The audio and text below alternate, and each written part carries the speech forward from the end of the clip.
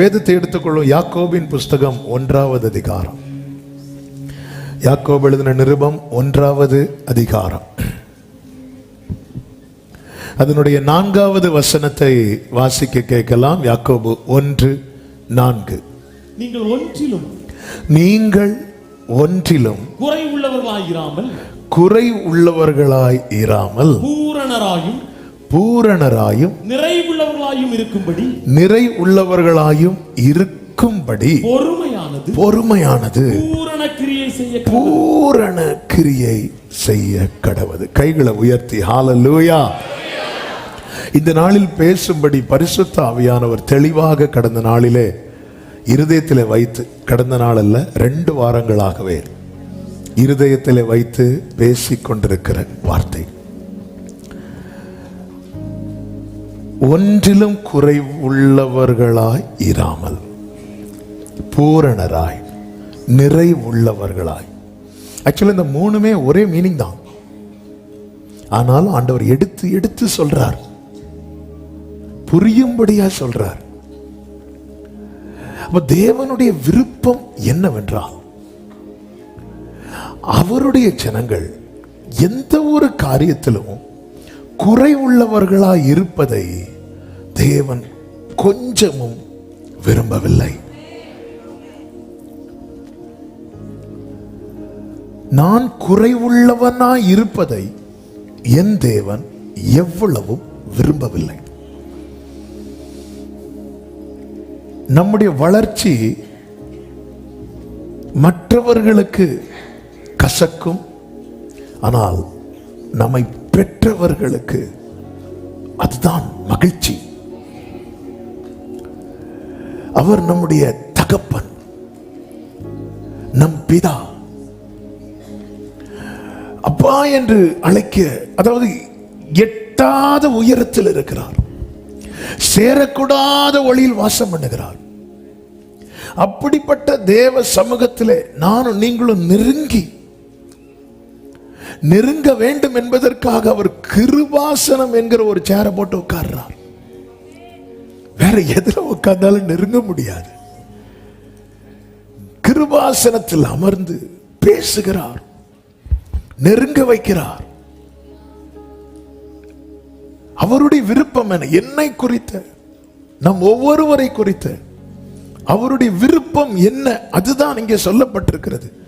ஒன்றிலும் நீங்க குறை உள்ளவர்களாய் இராமல் பூரணராயும் நிறைவுள்ளவர்களாயும் இருக்கும்படி. அப்போ நான் நிறைவுள்ளவனாய் இருக்க, பூரணனாய் இருக்க, குறைவில்லாதவனாய் இருக்கும்படி எனக்குள்ளே எது கிரியை செய்ய வேண்டும் தெரியுமா? பொறுமை.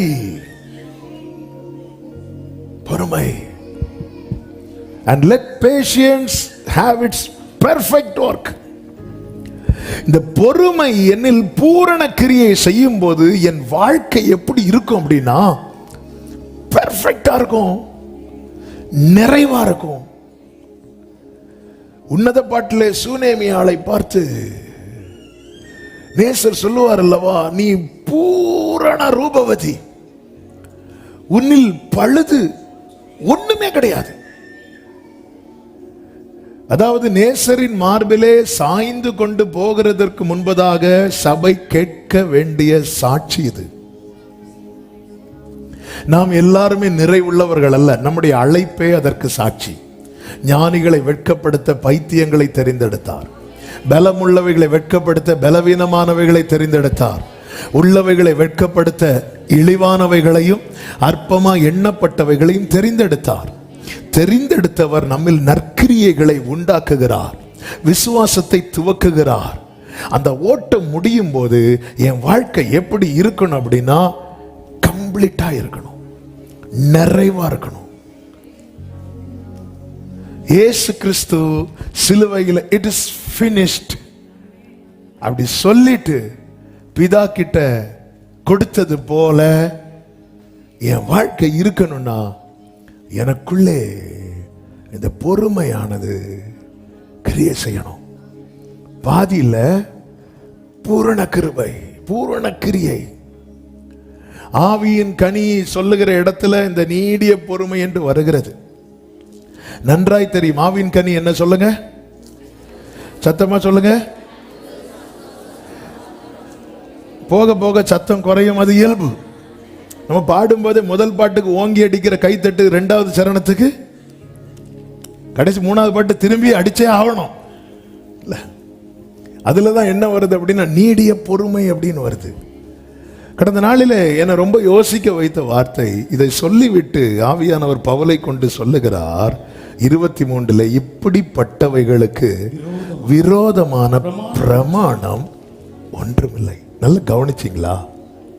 நான் இது எல்லாம் இப்போ சொல்லவில்லை. ஆனால் இந்த வார்த்தை, இந்த பொறுமைங்கிற வார்த்தையை ஆவியானவர் இன்னைக்கு பேசும்படிக்கு 2 வாரங்களாகவே மனதிலே தந்து தியானிக்க வைத்து கொண்டே இருந்தார். என் வாழ்க்கை எனக்குள்ளே இந்த பொறுமை கிரியை செய்யும் போது இந்த பிரமாணம் ஃபுல்லாவே எனக்கு அனுகூலமா இருக்கும், சப்போர்ட்டிவா இருக்கும். ஒன் பை ஒன்னா தேவன் என்னில் துவங்குகிறார். ரோமர் 15:6 சொல்லப்பட்டிருக்கிறது, பொறுமையும் ஆறுதலும் தேவன் அளிக்கிறார் என்று. தேவன் கொடுக்கிறார். தேவன் கொடுக்கிற பொறுமை அப்படின்னு இருக்கு. தேவன் அதை கொடுக்கிறார். அப்ப தேவன் அதை எனக்கு கொடுத்து அது எனக்குள்ளே கிரியை செய்யும் போது என் வாழ்க்கை முன் இருந்தது போல் அல்ல. என் கேரக்டர் சேஞ்ச் ஆகுது, என் பார்வை மாற்றம் இருக்கிறது, என்னுடைய சுபாவங்களில் மாற்றம் இருக்கிறது. இது என்னை எப்படி மாற்றுகிறது என்றால், குறைவுள்ளவனாய் இருந்த என்னை நிறைவுள்ளவனாகவும், ஒன்றுமில்லாம இருந்த நான் பூரணனாய் இருக்கவும் இது எனக்குள்ளே கிரியை செய்து என்னை மாற்றுகிறது. போதும் என்கிற மனதுடனே கூடிய தேவ பக்தி இருக்குல்ல, அந்த பக்தி எனக்கு கொடுக்குது. அது மிகுந்த ஆதாயம், என்னை ஆதாயம் அடைய செய்கிறது, என்னை வாழ்ந்திருக்க செய்கிறது. எனக்கு வேண்டியது எனக்கு இருக்குது ஆண்டவரே. தாவீது சொல்றார், தாவீதுக்கு வீடு இல்லை, ஆனாலும் ஆண்டவரே நீங்க இதுவரை நடத்தி கொண்டு வந்ததுக்கு நான் எம்மாத்திரம் அப்படி சொல்லி துதிக்க வைக்குது. பூமிக்குரிய ஆவிக்குரிய எல்லா நிலையிலும் ஒரு மனிதன் நிறைவோடு வாழ்வான் என்றால் இது தேவன் கொடுக்கிற ஆசீர்வாதங்க. ஏலிமை காண வைக்கிறார், கானானுக்குள்ளே கொண்டு போகிறார். இக்கரையிலும் அக்கறையிலும் உள்ளும் புறம்பும். இதுதானே பைபிள்ல நாம் பார்க்கிற ஆசீர்வாதங்கள். இதை ஒரு மனிதன் சரியாய் பெறுவான் என்றால் அவன் வாழ்க்கை தான் உண்மையிலே வெற்றியுள்ள வாழ்க்கை. இந்த செய்தியை நாம் இப்போ கேட்க போறோம். செய்திக்குள்ள போறதுக்கு முன்னாடி ஒரு காரியம், நீங்க மற்றவர்களை பத்தியில நினைக்காதீங்க. உங்களை ரட்சித்த தேவன் எதை விரும்புகிறார் என்பதை மட்டும் உங்கள் ஆழ் மனதில் எழுதி வையுங்கள். என்ன தெரியுமா? நாம் குறைவுள்ளவர்களாய் இருப்பதை தேவன் விரும்பவில்லை. குறைவில்லாமல் நடத்தினீரே, தடையெல்லாம் நீ. 3 நாட்கள் இயேசுவின் பாதத்தில் அமர்ந்து வசனம் கேட்டார்கள். ஒரு நபராவது அல்லது ஒரு சின்ன பையனாவது எழும்பி இயேசு கிட்ட வந்து எங்களுக்கு பசிக்குது என்று சொன்னார்களா? இல்ல. சீஷர்கள் அனுப்பி விடுங்கன்னு சொல்றாங்க. இயேசு நீங்கள் சென்று வாருங்கள்னா அவங்க போயிருப்பாங்க. ஆனா இயேசுக்கு அது மனசு இல்ல. எங்க 3 நாள் இருக்கும்படி வந்தவர்கள் குறைவுள்ளவர்களாய் போவதை அவர் விரும்பவில்லை என்றால், காலாகாலமா அப்பா என்று அழைக்கிற புத்திர ஸ்வீகாரத்தை கொடுத்துட்டார். இந்த வார்த்தையை மெடிடேட் பண்ண என் ஆவி எனக்குள்ள சொல்லி கொண்டிருந்ததுதான். ஏய், நீ குறைவுள்ளவனா இருக்கு, நீ குறைவுள்ளவனா இருக்கணும்னு நிறைய பேர் நினைக்கலாம். அவர் விரும்பல. நீ நல்லா இருக்கணும், நீ பெர்ஃபெக்ட்டா இருக்கணும், நீ நிறைவுள்ளவனா இருக்கணும், நீ வாழ்ந்திருக்கணும். ஹல்லேலூயா. இந்த பொறுமையானது பூரண கிரியை செய்ய கடவுது. இதை யாக்கோபு 1வது அதிகாரம் 2-3 வசனங்களை நீங்கள் பார்க்கும்போது இப்படி சொல்லப்பட்டிருக்கிறது. வாசியுங்கள். சகோதரரே, நீங்கள் பலவிதமான சோதனைகளில் அகப்படும் போது உங்கள் விசுவாசத்தின் பரீட்சையானது பொறுமையை உண்டாக்கும் என்று அறிந்து அதை மிகுந்த சந்தோஷமாக எண்ணுங்கள். அதை மிகுந்த சந்தோஷமாக எண்ணுங்கள். கர்த்தர் பொறுமையை உண்டாக்குறார். எப்படி உண்டாக்குறார் பாத்தீங்களா? பலவிதமான சோதனையில் அகப்படுத்தி. அழிந்து போகிற பொண்ணு அது புதுப்பிக்க, அதை மெருகூட்ட, அதன் மேன்மையை கூட்ட அக்கினியிலே போடப்படுவது போல இதை நீ சந்தோஷமா நினைக்கணும் அப்படிங்கிறார். சந்தோஷமா நினைக்கணும். மோசே 40 வயது வரை எகிப்திலே வளருகிறான். 40வது வயதிலே மோசேக்குள்ளே ஒரு எண்ணம் உண்டாயிற்று என்று வேதம் சொல்லுகிறது. என்ன எண்ணம்னா, என் சகோதரர்களை காப்பாற்றணும், என் சகோதரர்கள் விடுவிக்கப்படணும். 39 வயசுல மோசைக்கு அந்த எண்ணம் வரல. 40வது வயசுல எண்ணம் வருது. அப்படி என்றால் ஒரு காரியம் தெளிவாய் தெரிகிறது. இந்த எண்ணம் அவனாய் உண்டாக்கினதல்ல, கர்த்தர் அவனுக்குள்ளே இப்படி ஒரு எண்ணத்தை வைக்கிறார். வேதத்திலே நம் ஆண்டவரை குறித்து இப்படி சொல்லப்பட்டிருக்கிறது, அவர் விருப்பத்தையும் செய்கையையும் நம்மில் உண்டாக்குகிறவர். இப்ப விருப்பத்தை உண்டாக்கிட்டார், ஆனா செய்கையை மோசையே உருவாக்க பார்க்கிறான். இந்த பொறுமையானது அவனுக்குள்ளே கிரியை செய்ய இடம் கொடாமல் அவனே உண்டு பண்ணி என்ன செய்கிறான் என்றால், ஒரு எகிப்தியனை வெட்டி மண்ணிலே புதைத்தான். மோசைக்கு வயசு 40. இன்னொரு 10 வருடங்கள் மோசே எகிப்தில் இருந்திருந்தால் வேர்டு கம்ப்ளீட்டா இருக்கும், சூப்பரா நடந்திருக்கும். 40 வயசுல மோசேக்குள்ள எண்ணத்தை கொடுத்தவர் அடுத்த 10 வருடத்துக்குள்ளே கிரியை செய்து கொண்டு வர வேண்டும். ஏனென்றால் ஆபிரகாமுக்கு கொடுத்த வாக்குத்தத்தத்தின்படி 400 ஆண்டுகள். நான் சரித்திரத்துக்குள் போகவில்லை, ஆவிக்குரிய கண்ணோட்டத்தோடு டச் பண்ணிட்டு செய்திக்குள்ளே வர விரும்புகிறேன். ஆனால் இஸ்ரவேலர்கள் எகிப்திலிருந்து புறப்பட்ட போது 430 ஆண்டுகள் ஆனது என்று வேதம் சொல்லுகிறது. அந்த 30 ஆண்டுகள் ஏன் தாமதமானது? ஒருவன் அவசரப்பட்டதினால. நம்ம தாமதம் நினைக்கிறோம் தெரியுமா? தாமதம் நினைச்சு அவசரப்பட்டு சில காரியத்தை செய்யறோம் தெரியுமா? அதனால் வருகிற விளைவுகள், அதனால் வருகிற தாமதம், அதற்கு தேவன் பொறுப்பு கிடையாது. தேவன் செய்வேன் என்று சொன்னதை செய்வார். ஆனா 400 வருஷத்துல நடக்க வேண்டியது 430 வருடம் நீள காரணம் என்ன? ஒருவன் அவசரப்பட்டான். கர்த்தர் பார்த்தார், அவனுக்குள்ளே இந்த பொறுமையை உண்டு பண்ண அவனை கர்த்தர் எங்கே கொண்டு வந்தார்? முதல்ல தனிமைப்படுத்தப்படுகிறான். 2 எபிரேயர்கள் சண்டை போடுறாங்க. இவன் போய் உங்களுக்குள்ளேயே ஏன்பா அடிச்சுக்கீங்கன்னு சொல்லும் போது அவங்க 2 பேரும் இவனை குற்றப்படுத்த ஆரம்பிக்கிறாங்க. அங்க இருந்து ஆரம்பிச்சது பிரச்சனை. இந்த மோசே தான் நாளைக்கு அவர்களுக்கு தலைவனாக போகிறான், நாளைக்கு அவர்களுக்கு இரட்சகனாக போகிறான், நாளைக்கு அவர்களுக்கு மேய்ப்பனாக போகிறான். எல்லாம் கரெக்டு தான் மோசே. ஆனா அப்படி ஒன்னு ஆக்குறதுக்குன்னு உனக்குள்ளே கிரியை செய்கிற அந்த பொறுமை இல்லாது இருக்கும் பட்சத்தில் உன்னை சோதனைக்கு உட்படுத்தி தான் ஆக வேண்டியது அவசியமா இருக்கிறது. வேற வழி இல்லை, வேற ஆப்ஷன் இல்லை. 4 மணிக்கு பிள்ளைங்களுக்கு ஸ்கூல் விடும். சில பிள்ளைங்களுக்கு படிப்பே ஏற மாட்டேங்குது. அந்த பிள்ளைங்களுக்கு எக்ஸ்ட்ரா 2 hours போடுறாங்க. எக்ஸ்ட்ரா 6 மணி வரை ஸ்கூல்ல இருக்கணுங்கிறாங்க. ஸ்கூலுக்கு போயிட்டு வந்து இன்னும் ஏறல, அதுக்கப்புறம் டியூஷனுக்கு அனுப்புறாங்க. எதுக்கு எக்ஸ்ட்ரா? எதுக்கு இப்படி அகப்படுத்துறோம்? எதுக்கு இப்படி உட்படுத்துகிறோம்? நம்ம மைண்ட்ல ஒரு ரிசல்ட்டை நம்ம பிள்ளைங்க கிட்ட பார்க்க விரும்புகிறோம். அது போலதான் தேவன் நம்மிடத்தில் சிலவற்றை பார்க்க விரும்புகிறார். மோசையின் வாழ்க்கையில் முதல் சந்தித்ததே தனிமைதான். யாருக்காக சப்போர்ட் பண்ணானோ அவங்க கூட வரல. எல்லாரும் இப்படி கையை நீட்ட ஆரம்பிச்சிட்டாங்க. யாருக்கு வேண்டி ஃபைட் பண்ணானோ ஒருத்தரும் வரல. உங்க வாழ்க்கையில திடீரென்று நீங்கள் இதுவரை சந்திக்காத ஒரு தனிமையை சந்திக்கும் போது அது வேதனையா இருக்கும், அதில் மாற்றமில்லை. ஆனால் ஒன்றை புரிந்து கொள்ளுங்கள், நம்மை நிறைவுள்ளவனாய் மாற்ற கர்த்தர் நமக்குள்ளே கிரியை செய்ய விரும்புகிறார். அதன் பிறகு 40 வருடம் வனாந்திரம்.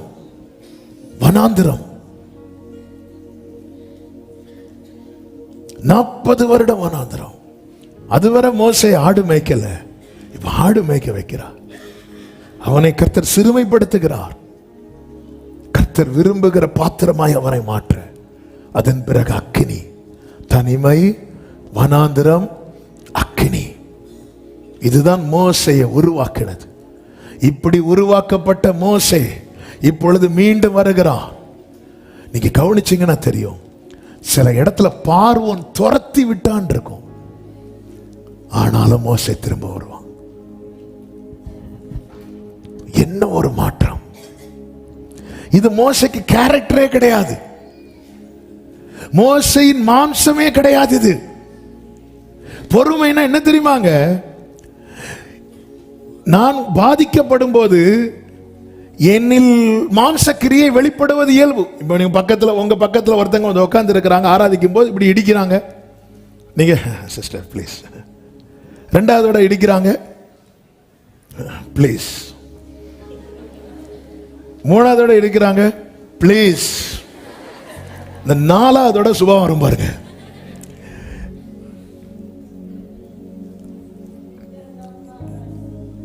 பாத்தீங்களா, சுபாவம் வந்துச்சு. அப்படி வெளிப்படும் இடத்துல நாம் அதை வெளிப்படுத்தாம ஸ்டாப் பண்றோம் தெரியுமா? அதான் பொறுமை. எனக்கு இந்த இடத்துல 4 வார்த்தை பேசணும்னு தோணுது. பொறுமை என்பது துன்பத்தை தாங்கும் ஆற்றல். அதுதான் பொறுமை. துன்பத்தை தாங்குற பலன் இருக்கு, அதான் பொறுமை. துன்பத்தை தாங்கும் ஆற்றல் தான் பொறுமை. 5 பாயிண்ட் இருக்கு. எப்படி முடியும் தெரியல, எப்படி போகும் தெரியல. காலையில் அப்படி இப்படின்னு போயிட்டு கர்த்தர் பேசுவாராங்க. நல்ல கவனமா கேளுங்க, இது ரொம்ப முக்கியமான காரியம். ஏன்னா என் வாழ்க்கை நிறைவுள்ளவன் அப்படி எழுதப்பட்டுட்டுனா என் தலைமுறைக்கு நான் வைத்து போகிற பெரிய சொத்தை அதான். நான் இருக்கடா அப்பா லைஃப் போ, இல்லைன்னா என்ன சம்பாதித்து என்ன லைஃப்ல தோத்துட்டா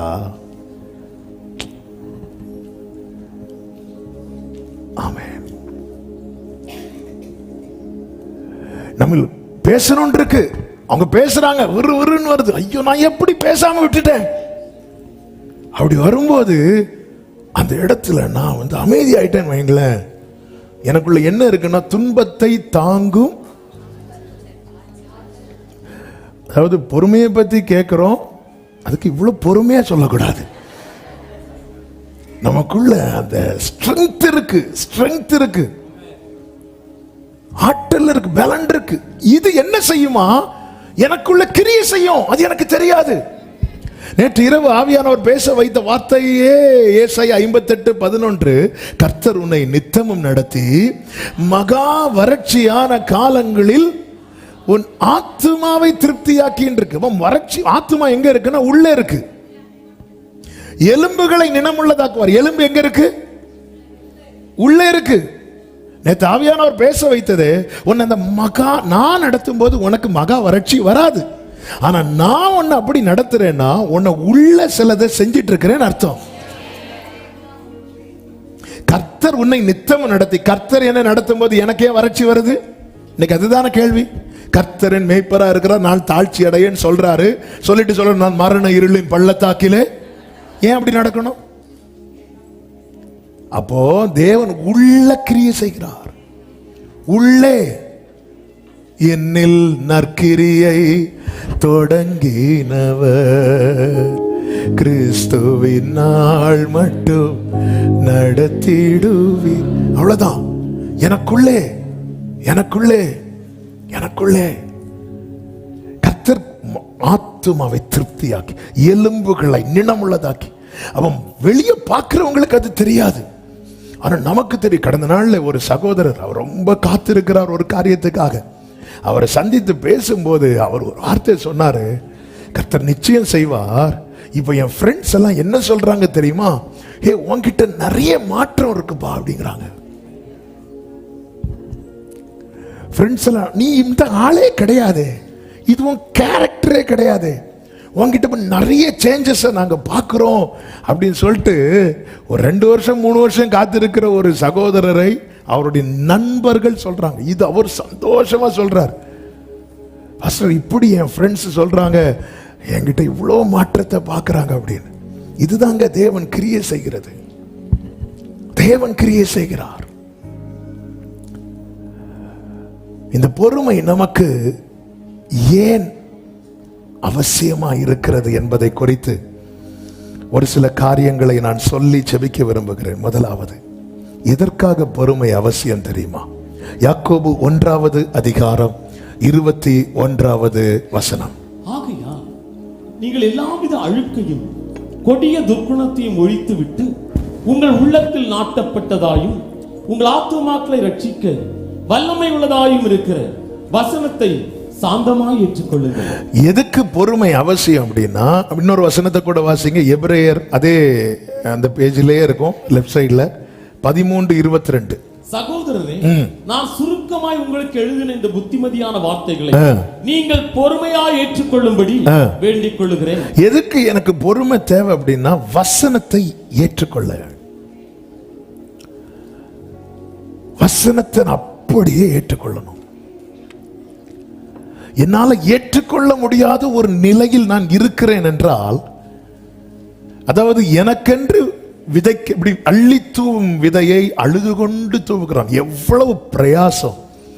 அந்த விதையெல்லாம் எடுத்து நம்மளை ஒரு நிலமா கன்சிடர் பண்ணி இல்ல அப்படி தூவும் போது என் இருதயமாகிய நிலம் அதை ஏற்றுக்கொள்ள மறுக்குமானால் என் வாழ்க்கையில வசனம் விதைக்கப்படாது.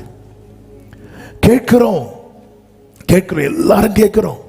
சர்ச்சுக்கு வந்து விரும்பினாலும் விரும்பலைனாலும் எவ்வளவு நேரம் தான் காது அடிச்சிட்டு இருக்க முடியும்? இப்படிதான் ஒரு தேவ மனிதர் கூட்டத்தில், பில்லி கிரகாம் அவங்க மீட்டிங்கா டிஎல் மூடி மீட்டிங்கான்னு தெரியல, ஒருத்தர் போவார். அங்குள்ள வர்ஷிப் ரொம்ப பிடிக்குமா, அந்த கொயர் டீம் பாடுற வர்ஷிப் பிடிக்கும். அந்த வர்ஷிப்புக்குன்னே போவாராம். போயிட்டு மெசேஜ் டைம்ல காது அடைச்சிட்டு வரான். மெசேஜ் டைம் வந்தாலே இப்படி காது அடிச்சிட்டு இருப்பாராம். அப்படிதான் இப்படி காது அடிச்சிட்டு இருக்கும்போது திடீர்னு ஒரு பூச்சி இப்படி ஓடிட்டு இருக்கு அவருக்கு முன்னாடி. இவருக்கு ஒண்ணு மனமுள்ள ஃபூனு ஊதி பார்க்காரு, தலையை வச்சு முட்டி பார்க்காரு, அது போக மாட்டேங்குது. கொஞ்ச நேரம் பார்த்துட்டு அந்த பூச்சி அடிக்கிறதுக்காக காதுல இருந்து இப்படி கையை எடுத்து அடிக்காரு. அப்ப பார்த்து ஸ்டேஜில் இருந்து வசனம் வருது, காதுள்ளவன் கேட்க கடவன். இவர் உடனே தொட்டு பார்க்கறாரு, ஆமா காது இருக்குல்ல. அவர் பின்னாட்களிலே அன்னைக்கே ரட்சிக்கப்பட்டு ஊழியக்காரரா மாறிட்டார். ஆமென். என்னதான் சர்ச்சில் இருந்தாலும் கேட்கிறோம், பிடிக்குதோ பிடிக்கலையோ கேட்கிறோம். ஒண்ணு இல்லைன்னாலும் என் ஆத்மாவே சொல்றதையாவது, ஏன்னா உடனே நம்ம ஆத்மாவை தூக்கணும்ல. கேட்கறதில்ல, ஏற்றுக்கொள்றது. நல்லா புரிஞ்சுக்கோங்க. என்னை தாழ்த்தி சொல்றேன், வெறுமையாக்கி சொல்றேன். ஆண்டவர் பேசுற ஒவ்வொரு வார்த்தையுமே ஆண்டவர் எனக்குன்னு தான் பேசுறார். அப்படிதான் இதுவரைக்கும் நாள் வரைக்கும் இந்த செர்மன் எடுக்க கர்த்தர் கிருபை செய்து வருகிறார். எந்த நபரையும் மனசுல வச்சு செர்மன் இதுவரை எடுக்க கர்த்தர் விடல. எல்லா வார்த்தையும் அதே போல நிறைய செய்திகளை ஆவியானவர் கேட்க வைப்பார். நைட்டு தூங்குறதுக்கு முன்னாடி ஒரு செய்தி ஓடும், அதில் பேசப்படுற வார்த்தைகள் என் கூட பேசிட்டு இருக்கிறார், என்கிட்ட பேசுற, என்ன போட்டு திட்டுன்னு திட்டிட்டு இருக்கிறார், என்ன தேட்டிட்டு இருக்கிறார். நம்ம வந்து சர்ச்சில் வரும்போது, பைபிள் மெடிடேட் பண்ணும் போதும், ஒரு செய்தி கேட்கும் போதும் எனக்கு என்ன சொல்றார், இது மட்டும்தான் எனக்குன்னு பேசிட்டு இருக்கிறார். ஆமென், எனக்குன்னு பேசுறார். எவ்ரி சண்டே எவ்ரி மீட்டிங் நீங்க வரும்போது 1000 பேர் வரட்டும், 10,000 பேர் லைவ்ல பார்க்கட்டும், எனக்குன்னு தேவன் விளம்புறார். அதை நான் வேஸ்ட் பண்ணக்கூடாது. ஹல்லேலூயா. எத்தனை பேர் சொல்லுவீங்க, சமூகத்தில் என்ன கொண்டு வந்து அமர வைத்து எனக்கென்றே கர்த்தர் வார்த்தையை தந்து கொண்டிருக்கிறான் சொல்றவங்க? அப்ப எனக்கு இந்த வசனத்தை ஏற்றுக்கொள்வதற்கு என்ன வேணும்னா அந்த பொறுமை வேணும். இல்ல நான் மனம் அக்செப்ட் பண்ணாது. ஆண்டவர் வேதனையில் சொல்றார். எசேக்கியேல் 20வது அதிகாரம் அதனுடைய 8வது வசனத்துல, அவர்களோ என் சொல்லை கேட்க மனதில்லாமல் எனக்கு விரோதமாய் ரெண்டகம் பண்றாங்க. எனக்கு அகைன்ஸ்டா இருக்கிறாங்கப்பா. ஏன்னா என் சொல்லை கேட்க அவங்க மனசுல ஒண்ணு செட் பண்ணிட்டு வந்துடுறாங்க. நம்ம தேவ சமூகத்தில் ஏன் அநேக வார்த்தைகளை நம்மால் ஏற்றுக்கொள்ள முடியவில்லை என்றால், நமக்குன்னு சில நியாயங்களை மனசுல செட் பண்ணி வைக்கிறோம். ஏசாயா சொல்றாரு, எங்கள் நீதி நியாயங்கள் எல்லாம் அழுக்கான கந்தை. எனவேதான் பேதுரு கேட்கிற, ஆண்டவரே எங்க சகோதரன் தப்பு பண்ணா நான் எத்தனை தடவை மன்னிக்கணும் அப்படின்னு. அதுக்கிடையில் அந்திரையா கூட என்ன பிரச்சனைன்னு தெரியல. 7 தடவையா 70 தடவை. அதன் அர்த்தம் என்னன்னா, உன் மனசை மன்னிக்கிறதுக்குன்னே நீ டியூன் பண்ணி வச்சுக்கோ. கிட்டார்ல 6 ஸ்ட்ரிங் உண்டு. ஒவ்வொரு ஸ்ட்ரிங்குக்கும் ஒவ்வொரு நோட்டு EBGDAன்னு இருக்கும். அதை டியூன் பண்ணி வச்சுட்டா ஃபர்ஸ்ட் ஸ்ட்ரிங்கை தெரியாம தட்டினாலும் அந்த ஈ நோட்டு தான் கேட்கும்.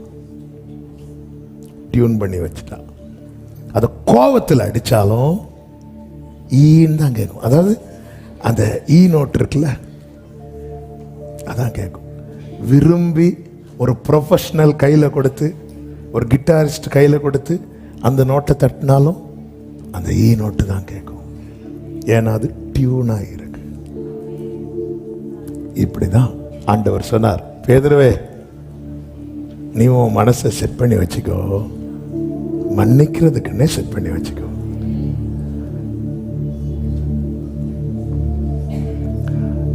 முதல் பாயிண்டை விட அடுத்த பாயிண்ட் ஹெவியா இருக்கும். ஆவியானவர் சபைகளுக்கு சொல்லுகிறதை காதுள்ளவன் கேட்க கடவன். நீ எவ்வளவு காலங்க வாழ போறோம்? கடந்த நாள் ஒரு சகோதரர் அடி புலம்புறார்.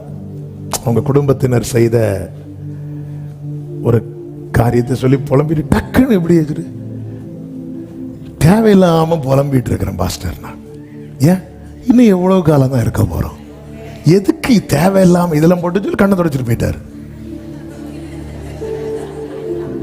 என்ன உட்கார வச்சு 1/2 மணிக்கு புலம்பி டக்கு ஐயே இப்படினாரு.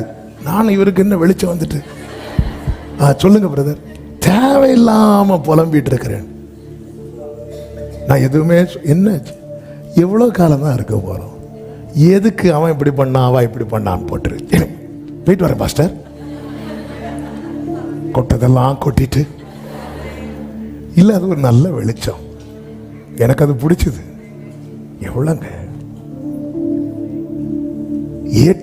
நான் சொல்றத நீ கேளு.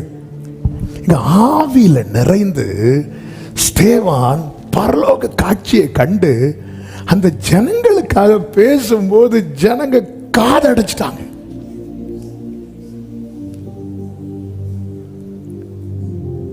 காதடைச்சிட்டாங்க. ஏன்னா அவங்க மைண்ட்ல ஒண்ணு செட் பண்ணி வச்சுட்டாங்க. இதை டச் பண்ணிடக்கூடாது. இதை டச் பண்ணா முடிஞ்சு. பல்ல கடிக்கிறான், கடிக்கிறான், கையில கல்ல எடுக்கிறான். இவன் ஆவியில நிறைந்து அந்த பரலோக காட்சியை அப்படியே தத்ரூபமாய் கண்டு பேச ஆரம்பிக்கும் போது, அப்போஸ்தலர் 7 கடைசி வசனங்கள்ல நீங்க எடுக்க வேண்டாம், டைம் இல்ல, ஜனங்க அப்படியே காதடைச்சிருவாங்க.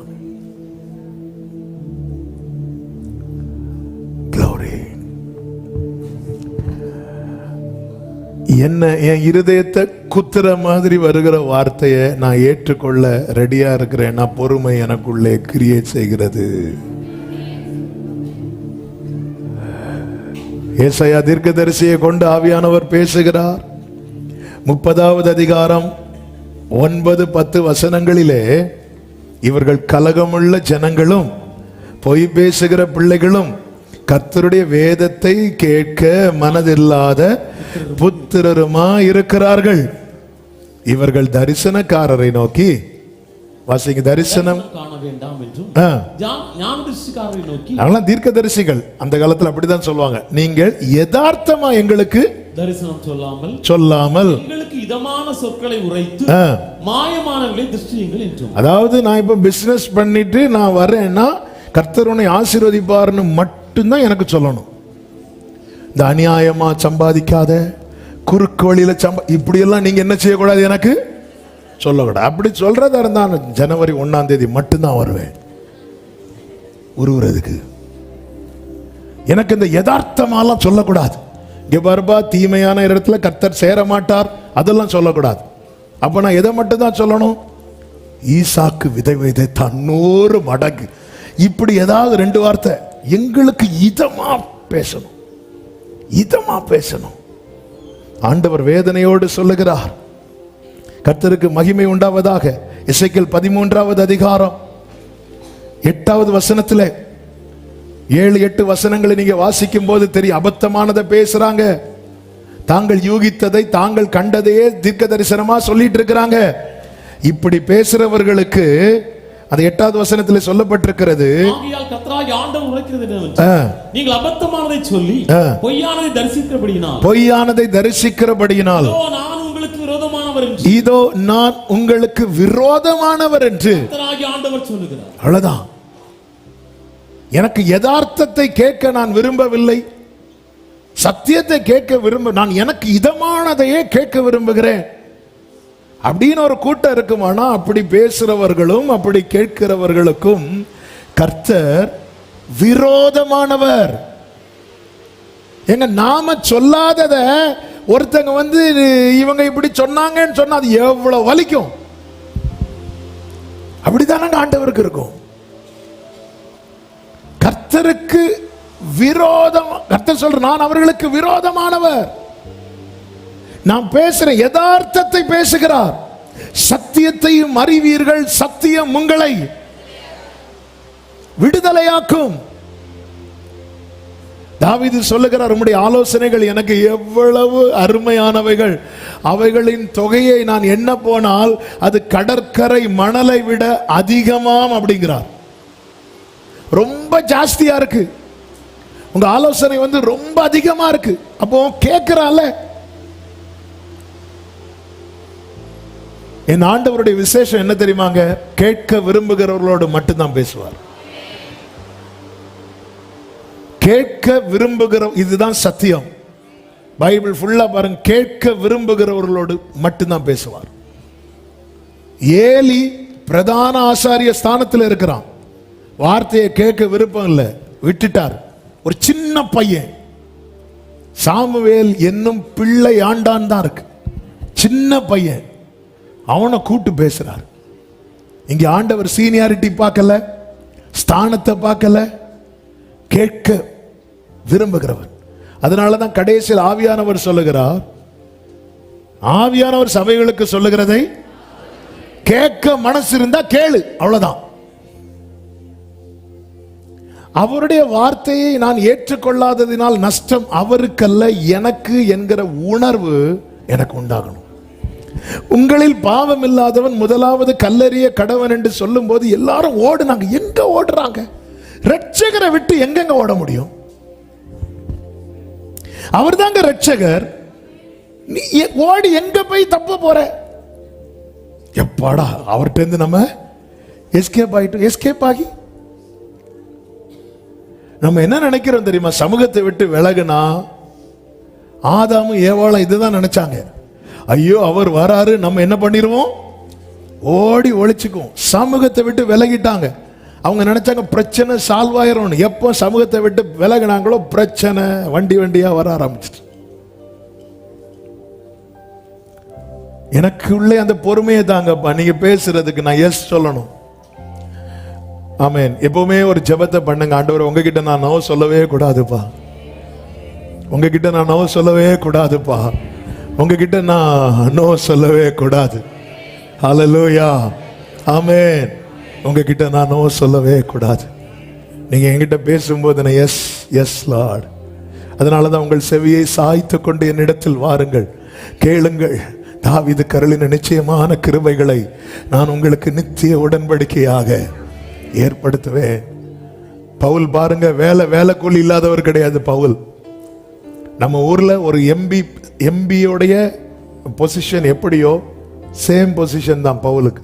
சனகரிப் சங்கத்துல எல்லாத்துலயும் டாப். அந்த அளவுக்கு அவருக்கு அதிகாரம் இருக்கு. ஒருத்தன் கொலை செய்யறதுக்கு இவனுடைய சம்மதம் தேவைன்னா எந்த அளவுக்கு அதிகாரம் இருக்கு. பவுல் எஸ் சொல்லும் போது ஸ்தேவானை கல்லறிந்து கொல்றாங்க. அதனால அது குற்றமா எண்ணப்படல. அவன் பவுலுடைய ஸ்தானம் எவ்வளவு பெரிய ஸ்தானம் பாருங்க. இயேசுவை சந்தித்த மாத்திரத்தில் பொத்துன்னு விழுறாரு. விழுந்ததோட அவர் கேட்கிறாரு, நான் என்ன செய்யணும்? நான் என்னப்பா செய்யணும்? நான் என்ன செய்யணும்? அவ்வளவுதான். நீ போ, தமஸ்குவுக்கு போங்கிறாரு. அங்க போய் வெயிட் பண்றான். அவர் சொல்றதை ஏற்றுக்கொள்வதற்கு. அப்படியே பவுலுடைய இதே என்ன தெரியுமா? எபிரேயரில் பிறந்த எபிரேயன், பென்யமீன் கோத்திரத்தான், நியாய பிரமாணத்தின்படி குற்றம் சாட்டப்படாதவன். ஆண்டவர் சொல்றார், ஒன்னா அந்த கூட்டத்துக்கு அனுப்பல, ஒன்னா அதாவது என் சர்டிபிகேட்டுக்கு எங்க மதிப்பில்லையோ அங்க அனுப்புறார். எப்படிங்க இருக்கும்? ஏற்றுக்கொள்ள முடியுமாங்க? இதே சர்டிபிகேட்டை வச்சு இங்க போனா பவுலுக்கு ரேஞ்சே வேற. சில சொல்லுவாங்க, உங்க படிப்புக்கெல்லாம் அங்க என்ன வேலை கிடைக்கும். ஆமா, என்னாண்டவரே அங்க நான் அனுப்பல. அவனை பிரித்து பவுலையும் பர்னபாவையும் சில நேரத்தில் நம்மளை அப்படி பிரித்து மேய்வார் பாருங்க. பவுல் அதை ஏற்றுக்கொள்ளுகிறான். அதுதான் விஷயம். யோனாவால அக்செப்ட் பண்ண முடியல. யோனா தர்ஷீசுக்கு ஊழியத்துக்கு தான் போறாரு. ஆண்டவர் சொல்ற, நினிவேக்கு போனோம். ஆண்டவரே அது ரொம்ப மோசமான ஜனங்க. ஆண்டவரே, ஆண்டவருக்கு பைபிள் ஸ்டடி எடுக்கிறார். ரொம்ப மோசம். அக்செப்ட் பண்ண முடியல. பவுலை பாருங்க. அப்போ இவ்வளவு நாள் படிச்சது, இவ்வளவு நாள் கற்றுக்கொண்டது. பவுல் போய் பவுலுடைய பிரசங்கம் சிலுவையை பத்தி மட்டும் பேசிட்டு வருவாரு. அங்க போய் ஹீப்ருக்கு விளக்கெல்லாம் கொடுக்க போகல. அதனால சில கிரேக்கர்கள் அறிவை தேடுறவங்க சொல்லுவாங்க, இவன் என்னப்பா வந்தா ஃபுல்லா சிலுவை சிலுவேன்னு.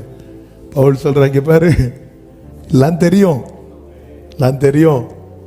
ஆனா நான் எதற்காக பிடிக்கப்பட்டேனோ அதை அடையும்படி, அதுக்கு எது எது தடையா இருக்குதோ அதை நான் நஷ்டம் என்றும் குப்பை என்றும் தள்ளிட்டேன். அப்ப இவ்வளவு நாள் நீங்க சம்பாதித்தது நஷ்டம். ஏன்னா அவர் என்கிட்ட ஒண்ணு சொல்றார்.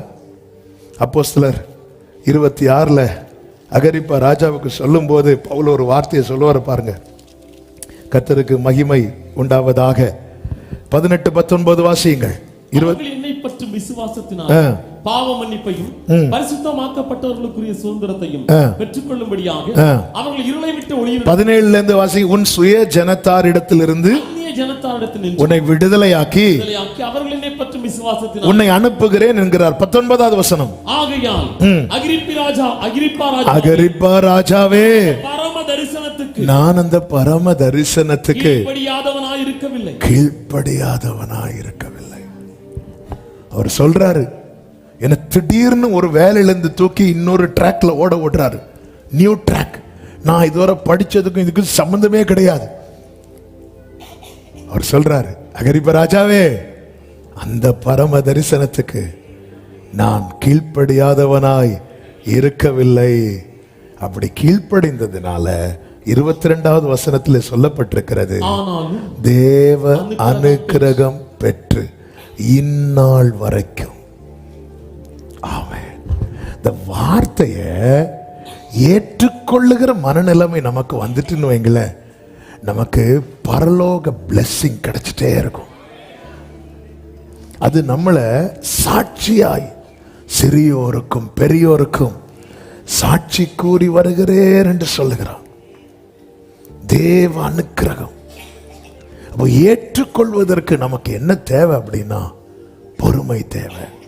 இரண்டாவது, எதற்கு பொறுமை தேவை தெரியுமா? சங்கீதம் 40:1 வாசியுங்கள்.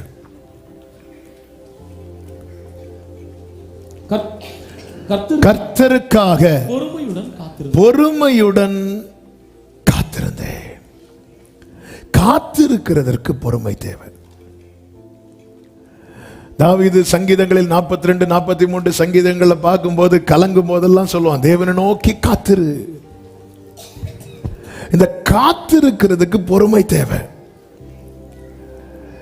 யாக்கோபு 5வது அதிகாரம் 11வது வசனத்திலே யோபுவின் பொறுமையை குறித்து சொல்லப்பட்டிருக்கிறது நமக்கு நன்றாய் தெரியும். இதோ பொறுமையா இருக்கிறவர்களை பாக்கியவான்கள் என்கிறோமே. யோபின் பொறுமையை குறித்து கேள்விப்பட்டிருக்கிறீர்கள், கர்த்தருடைய செயலின் முடிவையும் கண்டிருக்கிறீர்கள். நல்ல கவனமா கேளுங்க. கர்த்தர் செய்யறாருன்னு தெரியும். என் வாழ்க்கையில அந்த பினிஷ்டு ஒர்க், அவர் ஒரு வேலையை செஞ்சு முடிக்கிறார் தெரியுமா, அதை மட்டும் நான் பார்க்கலன்னு வைங்களேன், நான் காத்திருக்கிறதுக்கு அர்த்தமே இல்லாம போயிடும். அங்கதான் என்ன தேவைன்னா, அவர் வேலை செய்யறாருப்பா, கொஞ்சம் பொறுமையா இரு. அந்த ஒர்க் முடிகிறது வர எனக்கு என்ன தேவைன்னா பொறுமை தேவை.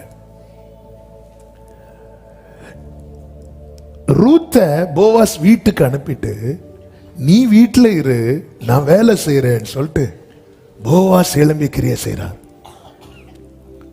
நீ வீட்டுக்கு போன்னு அனுப்பியாச்சு.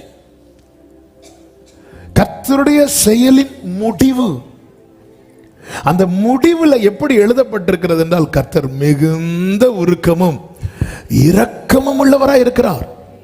இந்த செயலின் முடிவு மட்டும் தெரியாம இருந்திருந்தா நம்ம இந்த மார்க்கத்துக்கு எப்படி வந்திருப்போம்? ஆண்டவர் நீங்க நினைக்கிற மாதிரிலாம் கிடையாதுங்க, தரதெல்லாம் தந்துட்டு மொத்தமா எடுத்துருவார், அப்படித்தானே இருக்கும். அந்த செயலின் முடிவு நமக்கு தெரியுது. எவ்வளோ இரக்கமுள்ளவரா இருக்கிறார், எவ்வளோ மன உருக்கம் உள்ளவரா இருக்கிறார். 1வது அதிகாரத்தை வச்சு இதை சொல்ல முடியுமா? செயலின் ஆரம்பத்தை வச்சு இதை சொல்ல முடியுமா? முடியாது. நம்முடைய வாழ்க்கையில் அடிக்கிற சில புயல்கள், சில சோதனைகள், சில காரியங்கள் எப்படி ஆண்டவரை பார்த்து இரக்கம் உள்ளவரே பாட முடியும்? முடியாது. அதனாலதான் 1வது அதிகாரத்தில் ஸ்தோத்திரம் சொன்ன யோபுவுக்கு 2வது அதிகாரத்தில் ஸ்தோத்திரம் சொல்ல முடியல. பாவம் செய்யாம இருந்தார், ஆனா ஸ்தோத்திரம் சொல்ல முடியல. அமைதியா இருக்கிறார், ஒண்ணும் பண்ண முடியல. ஆனா அந்த செயலின் முடிவு, என் வாழ்க்கையில கர்த்தர் கிரியை செய்யறாரு, அந்த கிரியை, அந்த செயலின் முடிவை நான் பார்க்கணும்னா நான் பொறுமையா இருக்கணும். கர்த்தருக்காக பொறுமையோடு காத்திருந்தேன். தாவீதுக்கு மேல அபிஷேகம் வைக்கப்பட்டாச்சு. தாவீதின் ஸ்தானத்தில் இன்னும் சவுல் இருந்து கொண்டிருக்கிறான். சவுல் ரிஜெக்டட், சவுல் தள்ளப்பட்டான், அவனை தேவன் தள்ளிவிட்டார். தாவீது தான் அந்த ஸ்தானம். ஆனா அந்த சேரை கொடுக்காம யார் உட்கார்ந்துட்டு இருக்கிறா? சவுல் உட்கார்ந்துட்டு இருக்கிறா. தாவீதை கண்டாலே ஈட்டியை தூக்கி எறிவான். ஏன்னா சவுலுக்கு தெரிஞ்சிட்டு அடுத்து இவன் தான் வரப்போறான். ஏன்னா ஸ்திரீகளும் வாயை வச்சுட்டு சும்மா இருக்க மாட்டாங்க. சவுல் கொன்றது 1000, தாவீது கொன்றது அவ்வளவுதான், முடிஞ்சு, அதோட முடிஞ்சு. யாராவது உங்களை புகழ்ந்து பாடினால் எங்கிருந்து ஈட்டி வர போகிறது என தெரியும். அதனால சீஷர்களை பார்த்து இயேசு சொல்வார், எல்லாரும் புகழும் போது உங்களுக்கு ஐயோ. தாவீத அதுவரை தாவீது அவ்வளவு நேசித்தான் இருக்கும் சவுல். இல்ல நம்ம ஸ்தானத்துல இவன் தான் வரப்போறான், அவனால பார்க்க முடியல. யோனத்தான்ட்ட சொல்றான், இங்க பாரு, அவன் தான் நமக்கு பிரச்சனையே. யோனத்தானும் சொல்றாரு, இங்கப்பா தாவீது நீதாப்பா அடுத்த ராஜாவா வரப்போற. எல்லாருக்குமே தெரிஞ்சிட்டு சவுல் தாவீதை துரத்திட்டே இருக்கிறான். ஒரு கட்டத்தில் சவுல் தாவீது கையில மாட்டுகிற ஒரு டைம் வருது. இப்பொழுது தாவீது நிற்கிறான், தாவீது கூட இருக்கிறவங்க நிற்கிறாங்க. அப்பொழுது அபிசாயி 1 சாமுவேல் 26வது அதிகாரம் 8வது வசனத்தில் அபிசாயி சொல்றான், ஒரே குத்தாய் இவனை குத்தட்டுமா அப்படின்னு கேட்கிறான். யார? சவுல. நாம இருந்த என்ன சொல்லியிருப்போம்? அபிசாயே 2 குத்தா குத்தி ஒரே குத்தா குத்தட்டுமா? அப்ப தாவீது ஒரு வார்த்தையை சொல்லுவார் பாருங்க. பொறுமையோடு காத்திருக்கிறவன் சொல்லுகிற பதில் தான்.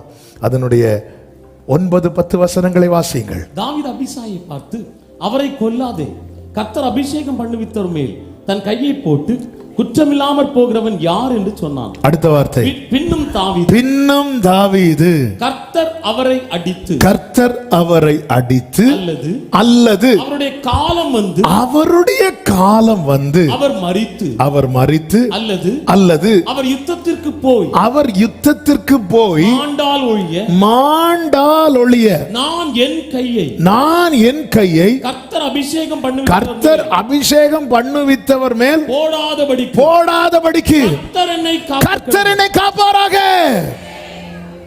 என்னங்க இதான் பொறுமையோடு காத்திருக்கிறவனுக்குள்ளே பொறுமை இருந்தால் அவனுடைய செயல்கள் இப்படிதான் இருக்கும். பாருப்பா, அவர் இருக்கிறாரா? ஒண்ணு கர்த்தர் அவரை அடிக்கட்டும், இல்ல அவர் காலம் வந்து மரித்து, அல்லது யுத்தத்தில் அவர் மாண்டு. இப்படி போனதுக்கு அப்புறம் நானா அவன் மேல கை போடாத படிக்கு கர்த்தர் என்னை. அப்ப தாவீதுடைய ஜெபம் என்னன்னா, ஆண்டவரே நான் அவசரப்பட்டுறக்கூடாது, நான் குறுக்கு வழியில போயிடக்கூடாது, ஏன்னா நான் உமக்காய் காத்திருக்கிறேன். காத்திருந்த ஆபிரகாம் அவசரப்பட்டதினால் வந்ததுதான் இஸ்மவேல். இன்று வரைக்கும் பிரச்சனை. இன்னைக்கும் எப்போ குண்டு உள்ளோன்னு தெரியாது. அவசரப்பட்டுட்டான், விசுவாசித்தான், அவசரப்பட்டான். பொறுமையோடு காத்திருந்தா அது வேற. ஆண்டவர்கிட்ட எதுக்கு கிருபை கேட்கணும்னா, என்னை நம்ப பண்ணி இருக்கிறீங்கப்பா, நான் அதை சுதந்திரிக்க எனக்கு காத்திருக்க பொறுமையை தாங்க. இந்த அவசரம் ஆபத்துக்கு நேராய் நம்மை கொண்டு போகும். எலியாவின் கைக்கு தண்ணீர் வார்த்த எலியாவின் மேலிருந்த ஆவி 2 மடங்காய் பெற்றுக்கொண்ட எலிசா கர்த்தருடைய தீர்க்கதரிசி. அவர் இப்பொழுது மரணத்துக்கு ஏதுவான தருவாயில் இருக்கிறார். இந்த நேரத்தில் இஸ்ரவேலின் ராஜாவாகிய யோவாஸ் எலிசாவை பார்க்கும்படி போகிறார். 2 ராஜாக்களின் புஸ்தகம் 13வது அதிகாரத்தில் நான் வாசிக்கிறேன், நீங்க கவனிச்சீங்கன்னா தெரியும். இந்த 14வது வசனத்துல எலிசாவை பார்க்க போய் அவரே மரண படுக்கையில் இருக்கிறார். இவன் என்ன பண்ணா, அவனுக்கு மேல விழுந்து, சிலர் அழுதே நம்ம கதையை முடிப்பாங்க. அவரே மரண படுக்கையில மெதுவா இழுத்துட்டு இருக்காரு. இவர் ராஜா வேற, ராஜ போஜனம் சாப்பிட்டு எப்படி இருப்பாரு. சிலர் பிரைஸ் எல்லாம் சொல்லிட்டு கை தருவாங்க பாருங்க, நம்ம கையை உருவி எடுத்த மாதிரியே இருக்கும். அவர் மேல விழுந்து இஸ்ரவேலுக்கு ரதமும் குதிரையுமா இருந்தவர். அவர் பார்த்தாரே, கொஞ்சம் எலும்பு. இனி கவனிங்க, இப்பொழுது அந்த யோவாசை பார்த்து எலிசா சொல்றாரு, 15வது வசனம், வில்லையும் அம்புகளையும் பிடியும் என்றான். அப்படியே வில்லையும் அம்புகளையும் பிடித்துக் கொண்டு அடுத்து சொல்றான், உம்முடைய கையை வில்லின் மேல் வையும் என்றான். அவன் தன் கையை வில்லின் மேல் வைத்த போது எலிசா தன் கைகளை ராஜாவுடைய கைகள் மேல் வைத்து கிழக்கே இருக்கிற ஜன்னலை திறவும் என்றான். அவன் அதை திறந்த போது எலிசா எய்யும் என்றான். இவன் எய்த போது அவன், அதாவது எலிசா, அது கர்த்தருடைய ரட்சிப்பின் அம்பும் சீரியரின் என்று விடுதலையாக்கும் ரட்சிப்பின் அம்பும் ஆனது. நீர் ஆப்பெக்கிலே சீரியரை தீர முறிய அடிப்பீர் என்றான். வேர்டன, நீர் சீரியரை தீர, அப்படின்னா கம்ப்ளீட்டா கதையை முடிக்க போறேன்னு சொல்றான். ரேமா வந்தாச்சு. நீ அடுத்த வார்த்தை, பின்பு அம்புகளை பிடியும் என்றான். அவைகளை பிடித்தான். அப்பொழுது அவன் இஸ்ரவேலின் ராஜாவை நோக்கி தரையிலே அடியும் என்றான். இனி கவனிங்க, அவன் 3 தரம் அடித்து நின்றான்.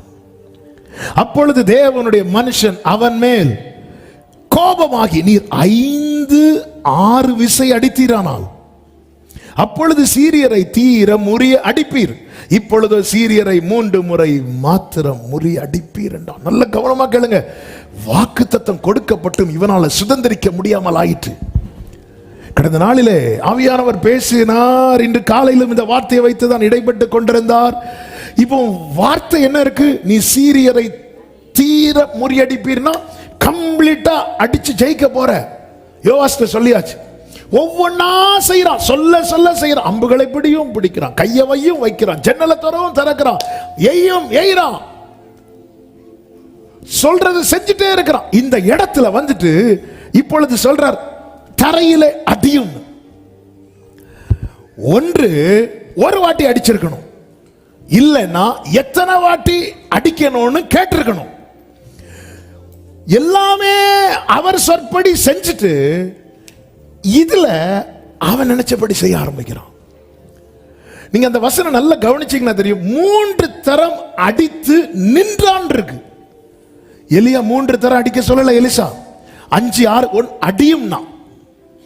இவன் ஒரு வாட்டி அடிச்சிருந்தா கூட பிரச்சனை ஆயிருக்காது, ஏன்னா அவர் அடியும்னா நான் அடிச்சிட்டேன். இப்ப இந்த இடத்துல தான் 1 2 3 அடிச்சு நிக்கிறான். ஆமா, என்கிட்ட எத்தனை வாட்டி அடிக்கணும்னு சொல்லல,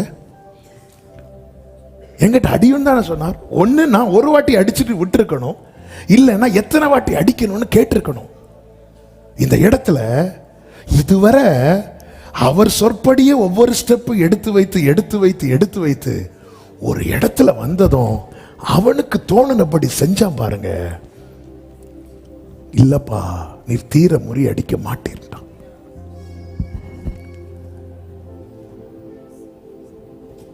இது எவ்வளோ பெரிய காரியத்தை நமக்கு வெளிப்படுத்துது தெரியுமா?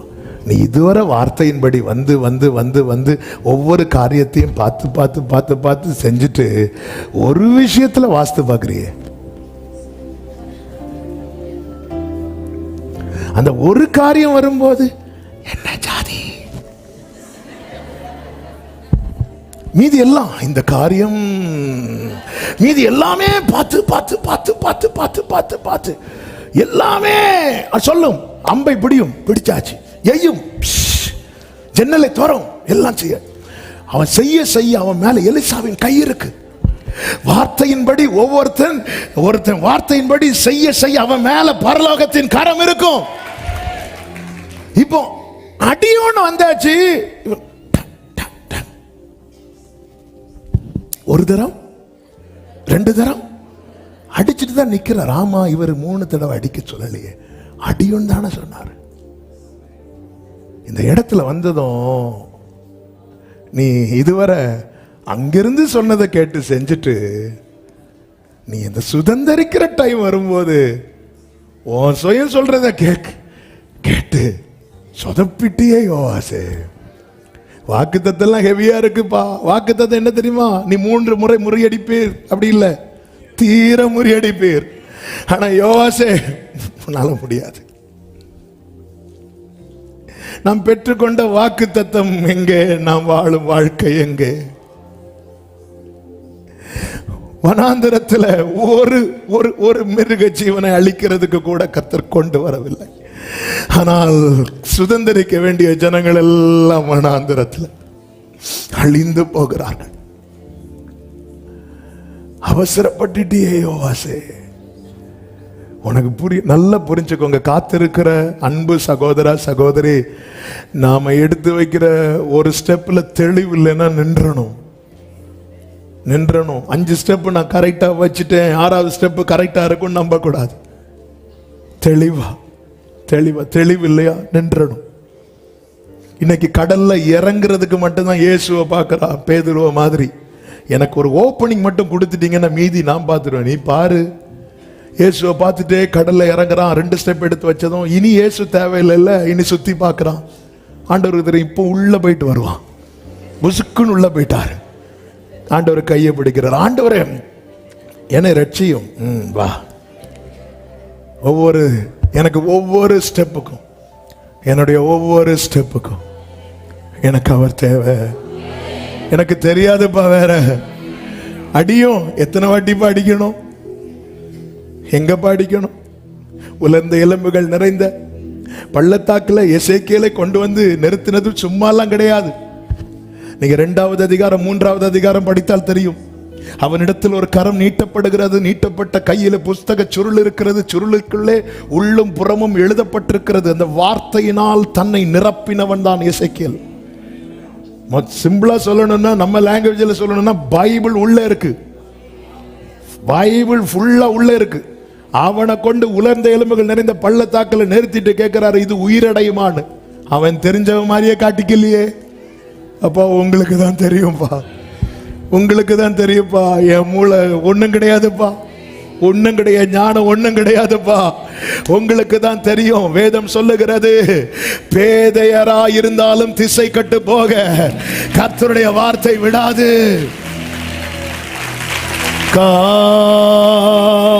காரிருளில் என்னேச தீபமே நடத்துமே, வேரோளி இல்லை வீடும் தூரமே நடத்துமே,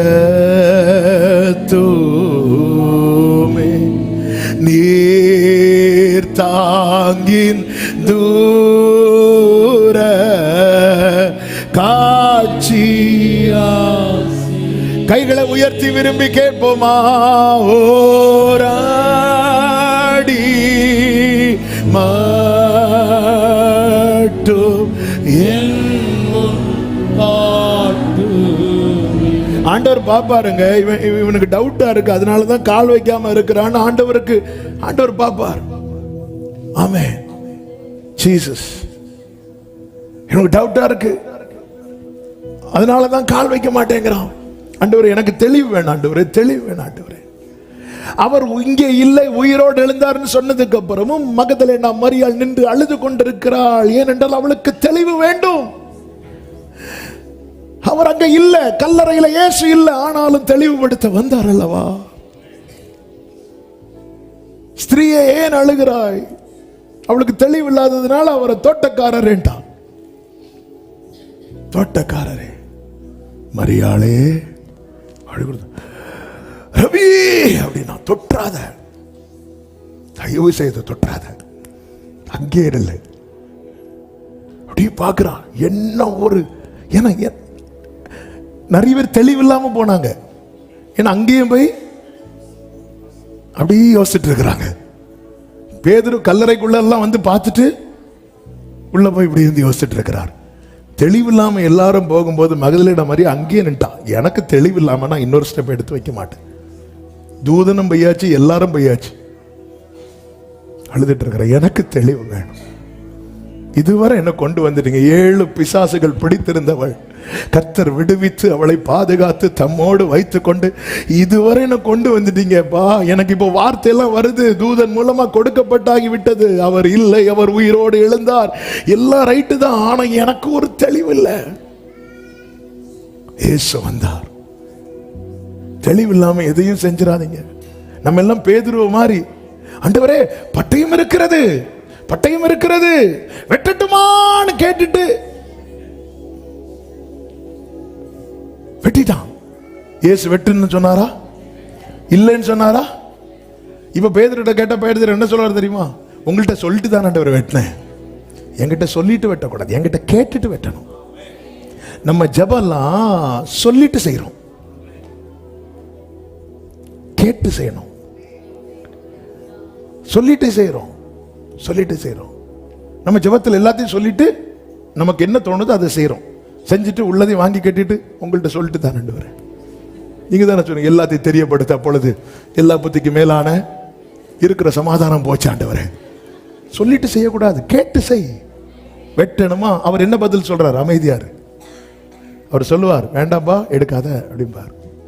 அதுக்குள்ள எடுத்து வெட்டிட்டு, அப்போ ஒரு பக்கம் ஜெபமும் நடக்கு, இன்னொரு பக்கம் நம்ம நினைக்கிறதும் நடக்குது. அந்த கூட்டத்தில் வச்சு அவன் காதை ஒட்டிட்டு அவன் காதை தடவிட்டு இவனுக்கு குத்துறாரு. பட்டயத்தை எடுக்கிறவன் பட்டயத்தாலே, ஆண்டவரே உமக்காக கத்தி எடுத்த இவன் போட்டுன்னா, அவன் பேர் என்ன? மல்கூஸ், மால்தீவா, மல்கூஸ் காதா போட்டு எடை தடவிட்டு, பேதுரு அடுத்த செக்ரட்டரி நீதான் அப்படி சொல்லல, பட்டயம் பார்த்துக்கோ, கதை தான். ஆண்டவரே ஜோம் பண்ணது தப்பா குற்றமா? இல்ல, நீ என்கிட்ட சொல்லிட்டு செய்யற, என்கிட்ட கேட்டு செய்யறியா? என்கிட்ட கேட்டு செய்யறியா? இந்த இடத்துல தான் நம்ம கோட்டை விடுறோம், சொல்றோம். இயேசு 3வது தடவை சொல்றார், இந்த பாத்திரம் என்னை விட்டு நீங்க கூடுமா நீங்கும்படி செய்யும், ஆகிலும் என்னுடைய சித்தத்தின்படி அல்ல உம்முடைய சித்தத்தின்படி. அவருக்குள்ள இருந்த பொறுமையை பாருங்க. அவருக்கு எருசலேமில் நிறைவேற்ற போகிற பாடுகளை பத்தி யார் பேச வராங்க தெரியுமா?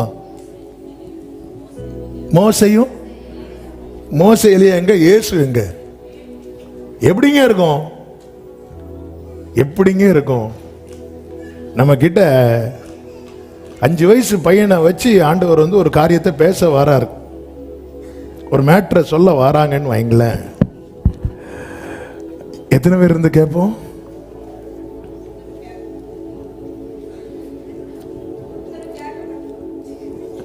அவங்க யதார்த்தத்தை சொல்றாங்க. இயேசு கேட்டார் பாத்தீங்களா, மோசே யாருங்க, எலியா யாருங்க? அவருக்கு கால் தூசுக்கு வருவாங்களாங்க, அவரால் வாழ்ந்தவங்க தானங்க. ஆனா மோசே எலியா இப்படி எருசலேம்ல பாடுகள்லாம் நீங்க நிறைவேற்ற வேண்டி இருக்கிறது.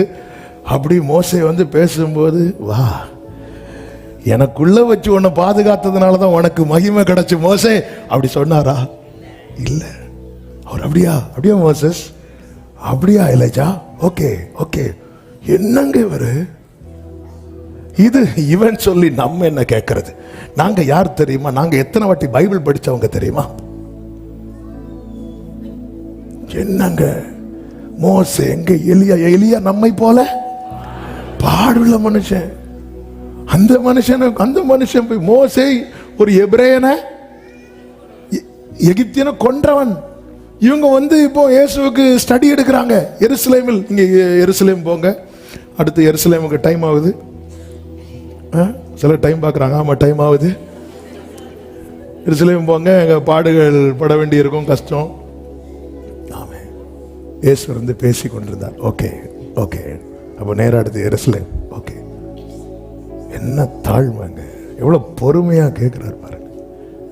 அவர் யார் தெரியுமா? பிதாவுக்கு கொஞ்சம் கூட குறைஞ்சவர் கிடையாது. பிதாவை எப்படி இருக்கணும்னு பார்க்கணும்னா மோசையை பார்த்தா தெரியாது, எலியாவை பார்த்தா தெரியாது, இயேசுவை பார்த்தா மட்டும்தான். பொறுமையோடு காத்திருக்கணும். இதுக்கு பொறுமை தேவை. 3வது நான் சொல்லி செபிக்கிறேன், சகிக்க. சகிக்க 1 தெசலோனிக்கேயர் 3:3 சொல்லப்பட்டிருக்கிறது, இப்படிப்பட்ட உபத்திரவங்களை சகிக்க நாம் நியமிக்கப்பட்டிருக்கிறோம். நாம் எதற்கென்று நியமிக்கப்பட்டிருக்கிறோம்? சத்தமா சொல்லுங்க. இந்த பாயிண்ட் சகிக்கலையே. சகிக்க என்ன அப்பாயின்ட் பண்ணி வச்சிருக்கிறா. அப்பா கொடுத்த அப்பாயின்மெண்ட் அது, சகிக்கிறது. உலகோர் பகைத்திட்டாலும் என்னை உற்றார் வெறுத்திட்டாலும் நிந்தைகள் சுமந்திட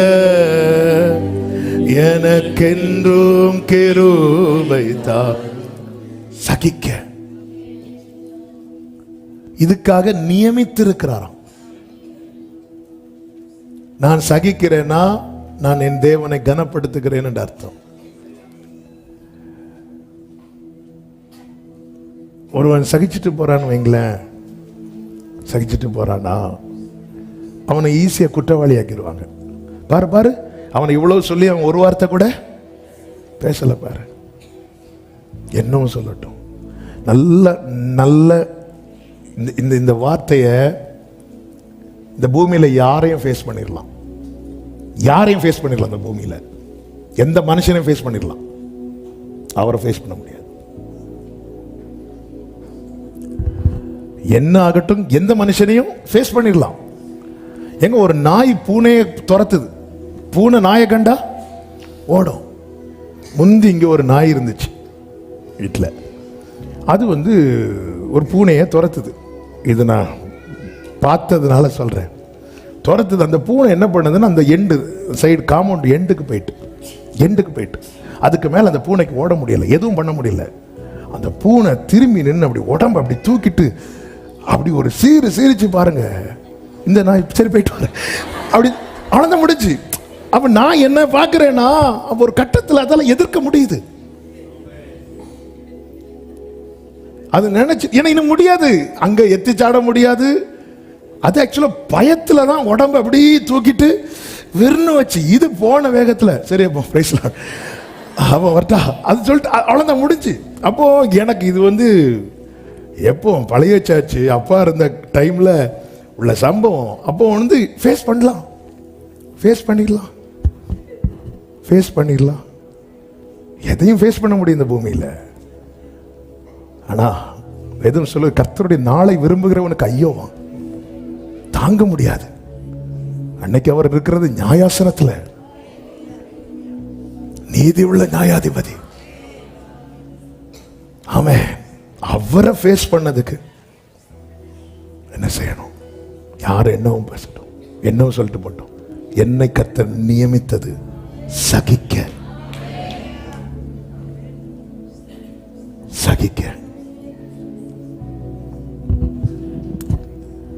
அவர் பாதம் விழுந்து பணிந்து ஆனந்த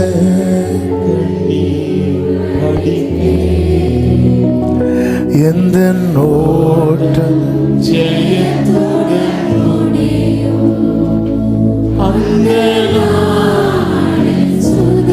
கொஞ்ச காலம் இயேசுவுக்கா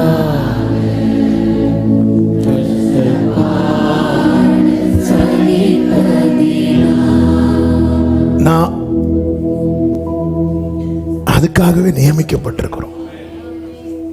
அதுக்காகவே சகிக்க நாம் நியமிக்கப்பட்டிருக்கிறோம் என்று நீங்கள் அறிந்திருக்கிறீர்களே. இத சபை அறியணும். எபேசு சபைக்கு கிரியைகளை எழுதுவார்ல, அதுல ஒரு கிரியை எதை கிரியையா பார்ப்பார் தெரியுமா? நீ சகித்து கொண்டிருப்பதை நான் அறிவேன். இது நம்மளை நாமளும் பேசுறோம் தெரியுமா? இது ஆண்டவர் விரும்பல. ஏன்னா அவர் நம்மளை வச்சிருக்கிற அந்த லெவல் சொல்லுவாங்கல்ல, நீங்க வேற லெவல் அப்படி இப்படிலாம். நம்மளை அவர் வைத்திருக்கிற ரேஞ்சே வேறங்க. இயேசு சகிக்கிறதுக்கு ரீசன் என்னவென்றால், தமக்கு முன் வைக்கப்பட்டிருக்கும் சந்தோஷத்தின் பொருட்டு அவமானத்தை எண்ணாமல். அப்ப அதன் அர்த்தம் என்னன்னா, இந்த அவமானம் எனக்கு நிரந்தரம் கிடையாது, இந்த சிலுவை எனக்கு நிரந்தரம் கிடையாது. ஆனா என் பிதா எனக்கு ஒரு சந்தோஷத்தை வைத்திருக்கிறார், அது எனக்கு நிரந்தரம். டிராவல்ல சில பிள்ளைங்களுக்கு இந்த டிராவல் செட் ஆகாம அழ ஆரம்பிக்கும் போது அந்த பேரண்ட் பிள்ளைங்களை எப்படி தேட்டுவாங்க தெரியுமா? இன்னும் ஒரு 1/2 hour தான்ப்பா வீடு வந்துடும், இன்னும் கொஞ்ச நேரம் தான் வீடு வந்துடும். அப்போ இந்த தேர்தல் அந்த பிள்ளையை என்ன செய்ய வைக்கும்னா, சகிக்க வைக்கும். இன்னும் கொஞ்ச நேரம் தான், அது சகிக்க வைக்குது. பவுல பாடுகள் மத்தியில் பவுல் சொல்றாரு 2 தீமோத்தேயு எழுதும்போது 2 தீமோத்தேயு 3:11 எவ்வளவோ துன்பங்களை சகித்தேன் அப்படிங்கிறார். எவ்வளவோ துன்பங்களை சகித்தேன், இவை எல்லாவற்றின் நின்றும் கர்த்தர் என்னை நீங்களாக்கிவிட்டார். அப்போ சகிக்கும் போது விடுதலை இருக்கு, சகிக்கிறவனுக்கு சந்தோஷம் இருக்கு. ஆமென், ஹல்லேலூயா. சகிக்கிறவனுக்கு சந்தோஷம் இருக்கு. புருஷர்களே, இன்னைக்கு வீட்டுல போய் உங்க மனைவியை பார்த்து சொல்லுங்க, சகித்தால் சந்தோஷம். மனைவிகளே, வீட்டுல போய் உங்க புருஷனை பார்த்து, சகித்தால் சந்தோஷம்.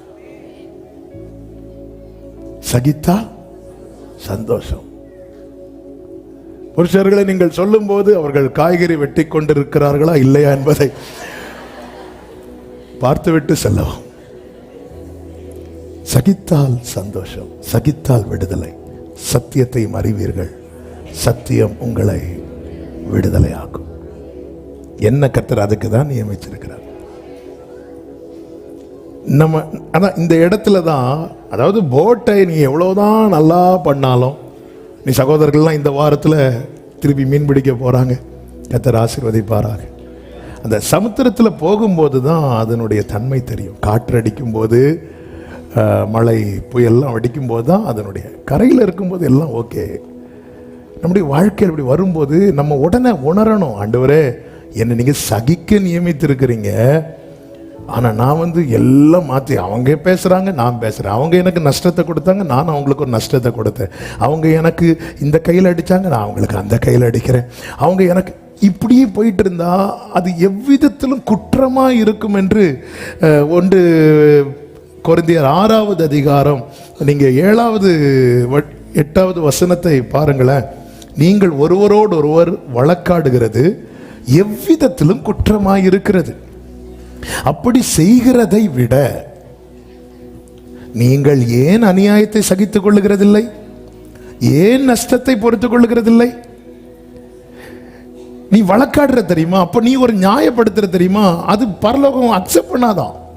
அது எவ்விதத்திலும் குற்றமா இருக்கிறது. இது பைபிள்ல உள்ள வார்த்தை, அப்படியே சொல்றேன். அப்படி செய்கிறதை விட அவன் உன்னை கஷ்டப்படுத்துறான், நீ கஷ்டப்படுத்தணும், அப்படி நினைக்கிறதை விட நீங்க ஏன் சகித்துக் கொள்ள மாட்டேங்கிறீங்க?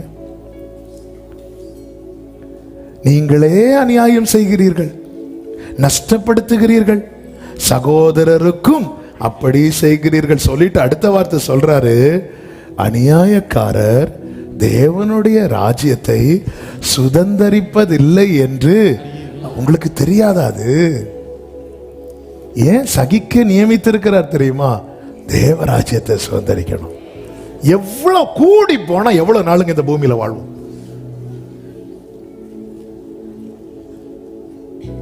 ஒரு இன்னொரு 50 வருஷம், 100 வருஷம் வாழ்க, அதுக்கு மேல எங்க போறோம்? அநியாயக்காரர் தேவனுடைய ராஜ்யத்தை சுதந்தரிப்பது இல்லை என்று யாருக்கு சொல்றார் தெரியுமா?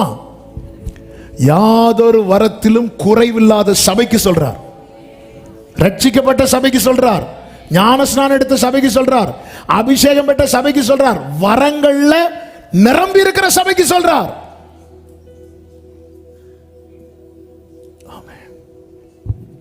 வீணை நாதம் தொனித்திடும் நேரம் பரலோகை என்னை பேர் சொல்லி இயேசு கூப்பிடுவார், எனக்கு ஆனந்தம். அங்க வரும். அப்படி போகும்போது வீணை நாதம், அதாவது மணவாளன்லாம் அந்த கல்யாணத்துக்கு வரும்போது அப்படியே பேண்ட் செட்டோட வருவாங்க, அப்படி இருக்கும் மணவாட்டியை கூட்டிட்டு போறதுக்கு. அதே போல போகும்போது தூதர்கள் எல்லாம் அப்படி ரெட்டியா இருப்பாங்க.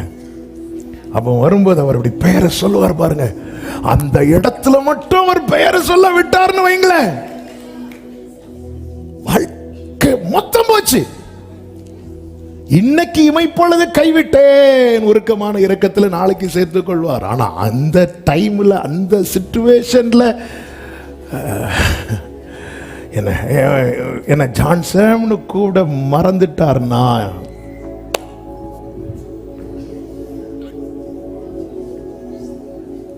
இவ்வளோ நான் சத்தம் போட்டு 5 காசுக்கு பிரயோஜனம் கிடையாது. அந்த டைம், அந்த ஒரு டைம்ல என் பேரை அவர் சொல்லிடணும், அந்த டைம்ல என் பேரை அவர் சொல்லிடணும். அதுக்கு அடுத்த நாள்லாம் கிடையாது, அந்த டைம்ல அங்க என் பேரை சொல்லல போச்சு. ஆண்டவர் சொல்றார், நம்முடைய வாழ்க்கை எவ்வளவு முக்கியமானது தெரியுமா? எத்தனை மரண கண்ணிகளை தாண்டி கர்த்தர் நம்மை கொண்டு வந்திருக்கிறார்னா, சிம்பிள், நம்மை அவர் இழக்க விரும்பவில்லை. சகிக்க நியமிக்கப்பட்டிருக்கிறோம். இதற்கு பொறுமை தேவை. அந்த பொறுமை துன்பத்தை தாங்கும் ஆற்றல் நமக்குள்ளே கிரியை செய்வதாக. எபிரேயர் 12:1 சொல்லப்பட்டிருக்கிறது, நமக்கு நியமித்த ஓட்டத்திலே பொறுமையோடு. 4வது, நியமித்த ஓட்டத்தை ஓடி முடிக்க இன்னும் ஒரு பாயிண்ட் சொல்லி அப்படியே சொல்ல மாட்டேன். லூக்கா 21:19, உங்கள் பொறுமையினாலே உங்கள் ஆத்துமாக்களை காத்துக்கொள்ளுங்கள். 5வது, ஆத்துமா காக்கப்பட. இந்த பொறுமை, வசனத்தை ஏற்றுக்கொள்ள, கர்த்தருக்கு காத்திருக்க, சகிக்க நியமித்த ஓட்டத்திலே ஓட, ஆத்துமா காக்கப்பட இந்த பொறுமை நமக்குள்ளே பூரண கிரியை செய்ய கடவது. ஆவியானவர் சபைகளுக்கு சொல்லுகிறதை காதுள்ளவன் கேட்க கடவன். அப்படியே எழுமினுக்கலாம் ஆண்டவர் சமூகத்தில்.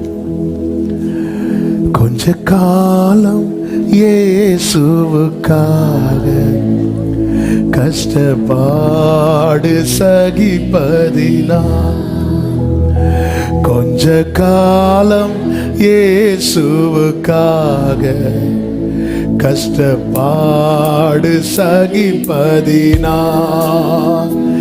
இன்னல் துன்பம் இன்பமாய் மாறும்.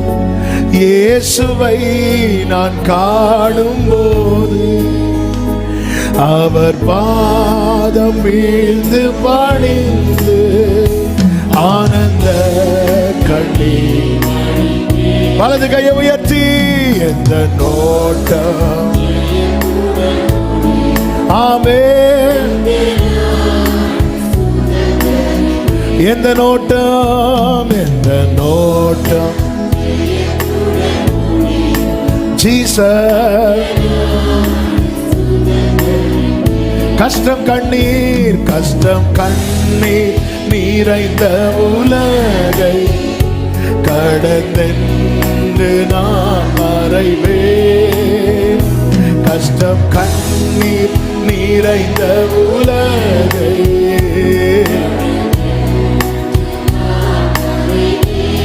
ஆமென், ஜீவ ஊற்றருகே என்னை நடத்தி சென்றே தேவன் கண்ணீரை துடைத்திடுவார். ஜீவ ஊற்றருகே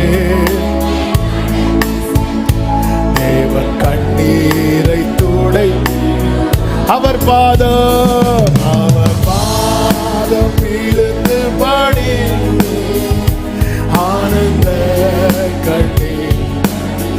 எந்த நோட்டம், எந்த நோட்டம், ஆமென், எந்த நோட்டம் ஜெயத்துடன்.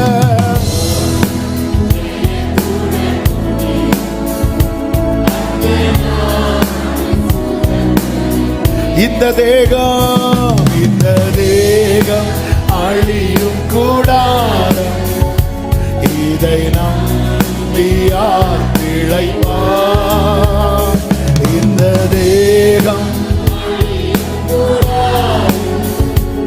இதை நம்பியார் நம்பிக்கையோடு என் பிதா வீட்டில் வாசஸ்தலங்களோடு இயேசுவோடு நான் கூடியிருப்பேன். ஆமென், ஜீசஸ். இயேசுவோடு வீணை நாதம் முழங்கிடும் நேரம், வீணை நாதம் தோனி தீடும் நேரம், வரவேற்பு அந்த நாள், இன்ப நாள் தோனி தீடும் நேரம். என்னை பெயர் சொல்லி, என்னை பெயர் சொல்லி இயேசு கூப்பிடுவார், எனக்கு ஆனந்தம் பொங்கிடுமே. ஆமென். ரெண்டு கைகளை உயர்த்தி அர்ப்பணிப்போடு பலியாக காணிக்கையாக, பலியாக காணிக்கையாக படைத்தேனே உமக்காக, பலியாக படைத்தேனே. என்னை ஏற்றுக்கொள்ளும், என்னை ஏற்றுக்கொள்ளும் இயேசு ஆண்டவரே, ஏழை நான் என்றும் உம்மடிமை. என்னை இயேசப்பா, ஆமென். கொஞ்ச காலம், கொஞ்ச காலம் இயேசுவுக்காக கஷ்டப்பாடு சகிப்பது, இன்னல் துன்பம் இன்பமாய் மாறும். இயேசுவை நான் அவர் பாதம் விழுந்து பணிந்து ஆனந்த. எல்லாரும் வலது கரத்தை உயர்த்தி இடது கரத்தை இருதயத்தில் வைத்து நம்பிக்கையோடு எந்த ஓட்டம் ஜெயத்துடன் முடியோ அந்த நாடு சுதந்தரிப்பு. எந்த ஓட்டம் அந்த நாடு சுதந்தரிப்பு. எந்த ஓட்டம் ஜெயத்தோடு ஓட்டம் ஆமே அந்த நாடு. ஒரு விசை கூட எந்த ஓட்டம் ஆமே. முழு பலத்தோடு கரங்களை தட்டி தேவனுக்கு மகிமை. நம்முடைய கர்த்தராகிய இயேசு கிறிஸ்துவின் நாமத்தினாலே நமக்கு ஜெயம் தருகிற தேவனுக்கு ஸ்தோத்திரம் ஸ்தோத்திரம் ஸ்தோத்திரம். ஆமென் ஆமென். ஹalleluya ஹalleluya. எந்த நோட்டம் ஜெயத்தோடு.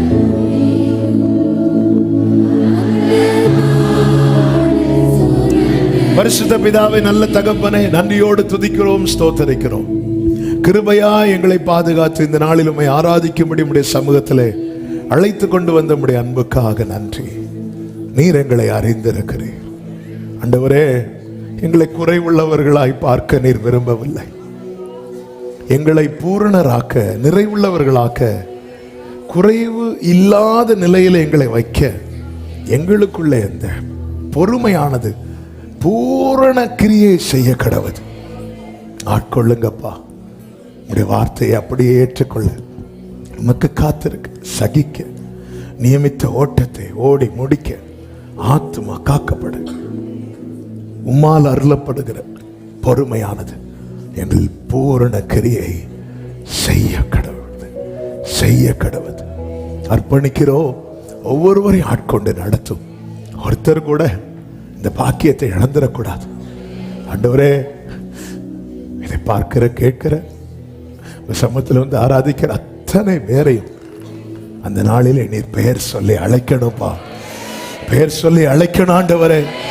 அந்த மகிமையை ஒவ்வொருவரும் சுதந்திரிப்பார்களாக வல்ல கரத்தில் அர்ப்பணிக்கிறோம். இந்த மாத இறுதி வருகிற புதிய மாதம் ஒவ்வொருவருக்கு நன்மையாய் ஆசீர்வாதமாய் இருக்க கர்த்தர் அனுகிரகம் செய்யும். எல்லா மகிமையும் கனமும் துதி ஸ்தோத்திரங்கள் அனைத்தும் ஒருவருக்கு மாத்திரம் செலுத்துகிறோம். இரட்சகர் இயேசு கிறிஸ்துவின் நாமத்தில் பிதாவே, ஆமென். சேர்ந்து சத்தமாய் சொல்லுவோம். என் ஆத்துமாவே கர்த்தரை ஸ்தோத்திரி, என் முழு உள்ளமே அவருடைய பரிசுத்த நாமத்தை ஸ்தோத்திரி. என் ஆத்துமாவே கர்த்தரை ஸ்தோத்திரி, கர்த்தர் செய்த சகல உபகாரங்களை மறவாதே. ஆமென். நம்முடைய கர்த்தராகிய இயேசு கிறிஸ்துவின் கிருபையும் பிதாவாகிய தேவனுடைய அன்பும் பரிசுத்த ஆவியானவருடைய ஐக்கியமும் சிநேகமும் பாதுகாவலும் நம் அனைவரோடும் எல்லா பரிசுத்தவான்களோடு கூட கர்த்தருடைய வருகை மட்டும் தங்கியிருப்பதாக. ஆமென். ஹalleluya. God bless you. கர்த்தர் உங்களை ஆசீர்வதிப்பாராக. ஆமென்.